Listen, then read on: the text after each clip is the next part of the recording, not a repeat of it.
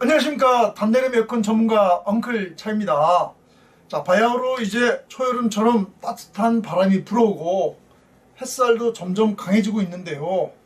자, 이맘때가 되면은 바로 에어컨을 설치하려고 고민을 많이 하고 계실 거라 봅니다. 제가 이제 유튜브 댓글로 여러분들께서 시스템 에어컨에 대한 질문을 많이 올려주셨더라고요. 따라서 오늘은 여러분들이 직접 남겨주신 질문들에 대해서 제가 속 시원하게 답변 드리는 시간을 갖도록 하겠습니다. 자, 시공 전 반드시 알아야 할 실전 정보부터 헷갈리기 쉬운 현장 이슈까지 차근차근 풀어드릴 테니 이번 영상을 끝까지 함께 해주시기 바랍니다. 천장고가 낮은 경우 각 방으로 들어가는 배관길도 모두 단내림을 해야 하나요? 메인 실내기에서 멀리 있는 방까지 배관 연결은 어떻게 하는지 궁금합니다. 좋아요. 자, 이 질문 정말 많이 해주시고 계신데요. 결론부터 말씀드리자면 모든 구간을 단을 내려서 시공할 필요는 없습니다. 배관이 지나가는 동선은 크게 고려하지 않아도 됩니다. 다만 이제 드레인 배관이 지나가는 동선은 자연스럽게 구배를 맞춰줘야 되기 때문에 단내림 시공이 필요로 합니다. 방과 방 사이에 배관을 연결할 땐 복도 천장 속도의 좁은 틈을 활용하거나 또는 문틀 위쪽 공간을 따라가는 식으로 시공을 하게 되는데요. 이때 복도 구간이나 통로의 짧은 구간에서는 수평 구배를 해서 단내림 없이 지나가도록 하고, 긴 구간 단내림에 대해서는 구배를 주게 되는데 이때는 이제 자연스럽게 흘러가게 됩니다. 자, 그러나 이러한 모든 것은 현장 상황에 따라서 달라지기 때문에 사전의 점검과 현장 체크를 통해서 최적의 동선을 설계해야 합니다. 단내림 시공을 하면 조망을 해치거나 너무 천장이 내려와서 보기 좋지 않을 것 같은데 괜찮을까요? 자, 이 질문도 여러분들이 상당히 많이 해주시고 계시는 질문 중에 하나입니다. 자, 한마디로 말씀을 드리면은 처음 하시는 고객님들께서는 모두가 똑같은 질문을 해주시는데, 자, 하시고 나면은 생각보다 많이 내려온 느낌이 없어서 좋네요 라고 하시면서 안심을 하시는데요. 통상 집안의 천장고가 2300 내외가 됩니다. 천장 속 공간이 아무리 없어도 50mm여도 통상 우리가 단내림 할 때 한 150mm를 내리게 됩니다. 따라서 천장은 2100에서 2200 정도가 보장이 되기 때문에 조망을 해친다거나 또는 많이 내려온 느낌이 안 든다는 것입니다. 오히려 인테리어를 한 느낌이라고 말씀을 하시곤 합니다. 시스템 에어컨을 시공할 때 더 어려운 방식은 단배관인가요? 다배관인가요? 어느 방식이 더 좋은 시공법인지도 궁금합니다. 자, 그렇죠. 이 질문도 많이 받는 질문 중에 하나입니다. 자, 결론부터 말씀을 드리면은 단배관이 어렵다 또는 다배관이 더 쉽다 이렇게 단정지어서 말씀드리기는 어렵습니다.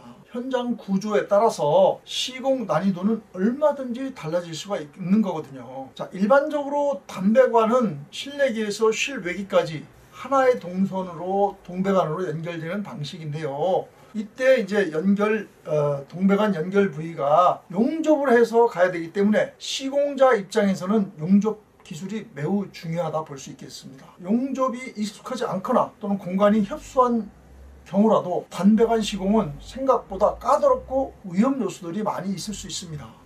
왜냐하면은 특히 이제 우리가 이제 밀폐된 공간에서 고온 작업을 해야 하는 것이기 때문에 어떤 작업자의 숙련도가 고도의 어떤 기술력을 필요로 하다 볼 수 있겠습니다. 자, 반면에 다배관은 용접 과정 없이 연결이 가능한 게 장점이나 배관이 여러 가닥으로 분리되어 있기 때문에 천장 속 배관 경로가 복잡해지고 스프링 쿨러 또는 환기 덕트 또는 구주 보강제 등 간섭이 생기게 되면은 그 자체로 시공의 난이도가 올라가게 됩니다. 자, 때문에 이제 한치 오차없이 정확한 설계와 배관의 동선을 고려해서 저희들이 시공을 해야 된다 봅니다. 따라서 단배관이냐 또는 다배관이냐 이것을 선택한다는 것은 단순히 난이도의 문제가 아닙니다.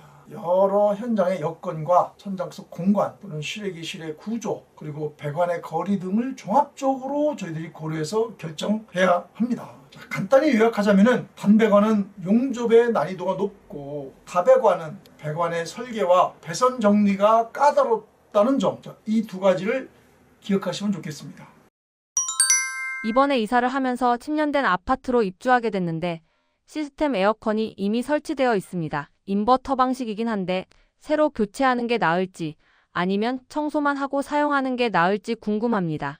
네, 아주 좋은 질문입니다. 결론부터 말씀드리자면은 10년 된 인버터 방식의 시스템 에어컨이라면 무조건 교체를 하는 것보다는 우선은 이제 전문 세척과 점검을 통해서 그대로 사용하는 것이 합리적이라고 봅니다. 통상 이제 시스템 에어컨은 기본적으로 내구성이 좋은 장비며 특히 인버터 제품이라면은 전기의 그 효율도 어느 정도 갖춰져 있기 때문에 단순히 10년이 지났다는 이유로 교체하기에는 비용적인 부담이 너무 크다고 볼 수 있겠죠. 자, 이사 후에 반드시 전문 업체를 통해서 열교환기, 드레인, 팬모터 등 주요 부위에 대해서 꼼꼼히 세척을 하고 가스 압력이나 냉매 상태를 점검해 보세요. 자, 실제로 이제 성능에 큰 문제가 없다면은 적어도 앞으로 4, 5년 정도는 충분히 더 사용할 수가 있습니다. 자, 물론 다만 에어컨을 작동했을 때 냉방 성능이 현저히 떨어진다든지 또는 이상 소음이 발생한다거나 또 냉매 누설로 인해서 유지 비용이 발생한다면은 자, 그때는 이제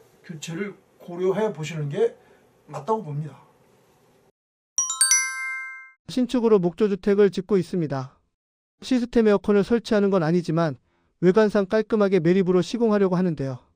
배관 매립을 하려면 삼성이나 LG에서 하는 것이 아니라 배관 매립 업체를 불러서 해야 할까요? 아, 그래요.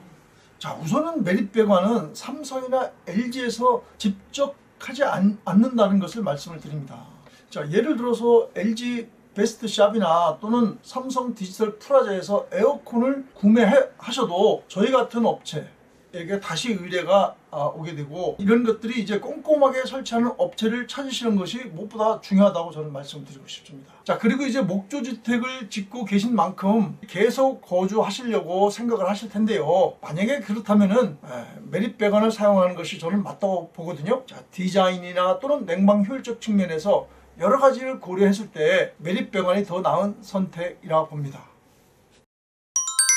천장형 시스템 에어컨 중 삼성은 곰팡이 이슈가 있고 LG는 결로 문제가 있었다는데 어떠한 제품이 더 좋을까요?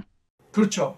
지난번 제가 유튜브 주제로도 말씀드린 바가 있습니다만 에어컨은 실내 공기를 끌어들여서 온도를 낮춰서 토출해주는 증기 압축 방식의 냉동 사이클로 순환하는 방식입니다. 따라서 근본적으로 증발하는 과정에서 습이 따라다닐 수밖에 없다 보니 이슬이 맺히거나 또는 물기가 증발하여 루버창에 잔류하게 되는데 자, 이때 이제 자동 송풍 기능 등을 잘 사용하셔서 습을 제거하여 사용하게 되면은 곰팡이가 안 생기게 됩니다. 또한 LG에서도 지난번 실내기에서 토출 시 냉기가 천장 속으로 이렇게 흘러 들어가는 경우가 있어서 이때 이제 결로 현상이 생겼는데 이것 또한 완벽하게 보강을 해서 새롭게 출시되고 있습니다. 다만 어떤 냉매 배관에 보온재를 정상적인 두께인 규정 자재를 사용하지 않는다든지 또는 이제 배관을 인입을 하면서 천장 속에서 배관이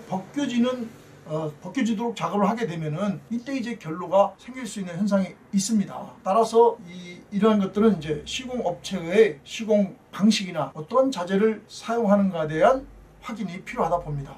즉 무엇보다도 업체의 신념과 철학이 매우 중요한 부분이라고 저는 강조드리고 싶습니다. 자, 이상과 같이 저희 블로그나 또는 유튜브를 시청하시면서 궁금하신 사항에 대해서 제가 말씀을 드렸는데요. 여러분들한테 좋은 정보가 되었으면 하는 바람이고 차후에도 계속해서 이러한 시간을 갖고 질 좋은 정보를 드리기 위해서 노력해 나아가도록 하겠습니다. 다음 영상은 현장에서 이루어지는 모습으로 다시 찾아뵙겠습니다. 그때까지 건강한 모습으로 안녕히 계십시오. 고맙습니다.